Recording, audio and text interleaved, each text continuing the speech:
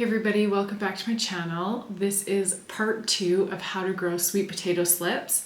I posted my first video about 6 weeks ago, so I'm going to show you the progress of what we did in that first video and then take you through the next steps. If you haven't watched my first video, make sure to go back and check that one out. Otherwise, if you've already done the first half, you can join us in this video here. So if you remember, we planted some potatoes in soil and also some in water.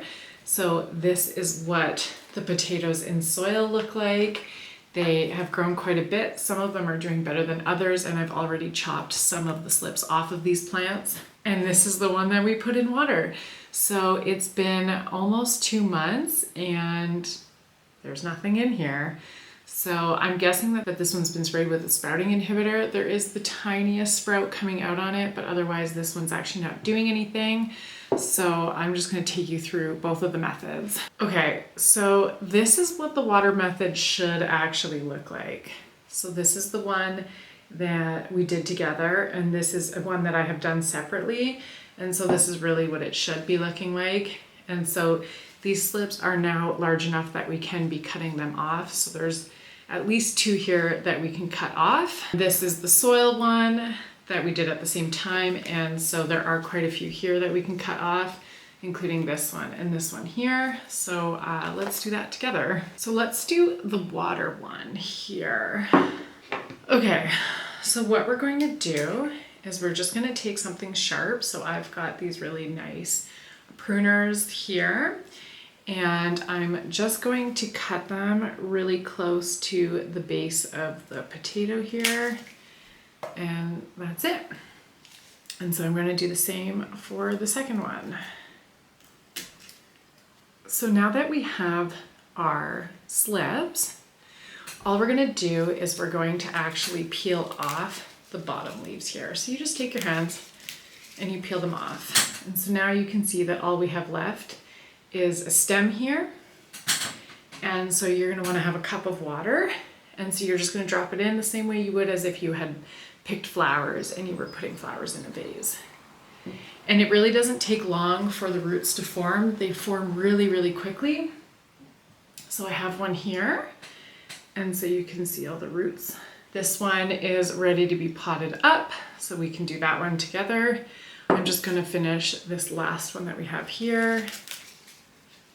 So again, you're just pulling all the leaves off, and you can throw these leaves into the compost and drop it in water.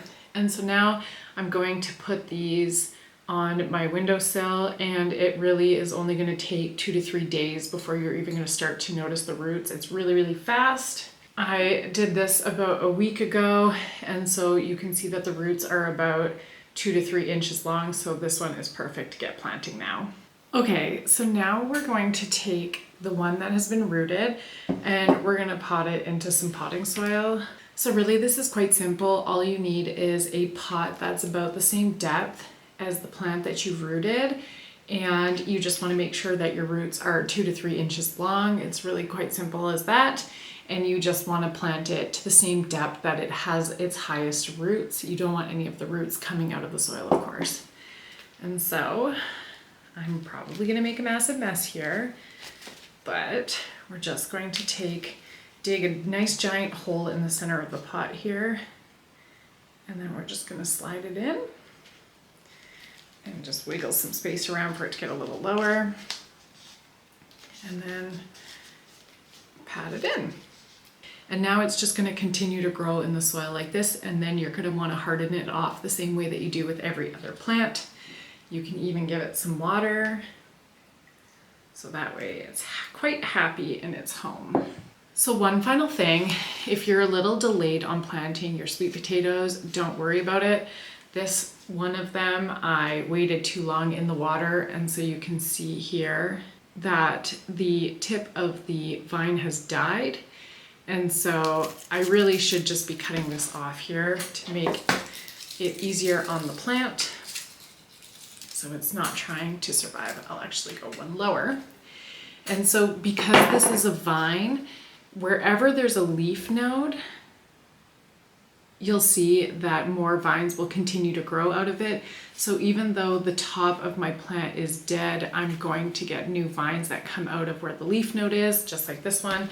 And so the rest of the plant is still healthy, and so I continue to pot it up, and it's just gonna keep growing like this.